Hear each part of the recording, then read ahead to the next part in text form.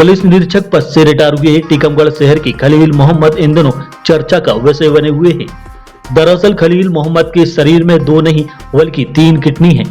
Medical science की भाषा में इसे सुपर न्यूमेरी किडनी कहते हैं और जानकार कहते हैं कि मेडिकल साइंस के इतिहास में दुनिया भर में ऐसे 100 में से कम केस दर्ज हुए हैं। शहर के लखड़ खाने के निवासी रिटायर टीआई खलील मोहम्मद की उम्र 64 साल है। पुलिस से रिटायर होने के बाद अपने आप को फिट रखने के लिए खलील मोहम्मद खेल कूद में सक्रिय रहते हैं।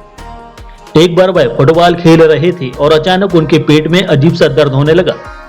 धीरे धीरे करके उनके शरीर में झंझनाहट फैल गई और पेशाब में जलन होने लगी। उन्होंने सामान्य बात मानकर डॉक्टर को दिखाया, दर्द और जलन की दवा ली, लेकिन उन्हें आराम नहीं हुआ। तब उन्होंने अपनी फैमिली डॉक्टर अनुराग जैन को समस्या के बारे में बताया और डॉक्टर उन्हें झांसी स्पेशलिस्ट डॉक्टर राज के पास ले गए, जहां तमाम जांच के बाद पता चला कि खलील मोहम्मद की 3 किडनियां हैं और इसी वजह से उन्हें दर्द और पेशाब में जलन हो रही है। जांच में पता चले कि उनके शरीर में दाएं तरफ 2 और बाएं तरफ 1 किडनी है। देखिए, मेडिकल भाषा में इसको सुपर न्यूमरी किडनी कहा जाता है। नॉर्मली हमारे जो शरीर होता है इसमें 2 गुर्दे होते हैं। अगर 2 से ज़्यादा गुर्दे हैं तो सुपर न्यूमरी किडनीज कहा जाता है। मेडिकल जो फील्ड है, लिटरेचर है, इसमें काफ़ी रेयर मामला है। लगभग 100 से भी कम केसेस अभी तक रिपोर्टेड किए गए हैं मेडिकल लिटरेचर की अगर हम बात करें तो ये इसमें जो किडनी दूसरी पोजीशन पे होती हैं तो उसकी वजह से इसमें स्टोन बनने के चांसेस होते हैं। उसकी पेशाब का जो सिस्टम होता है उसमें रुकावट के चांसेस होते हैं। बार बार इन्फेक्शन की संभावना होती है।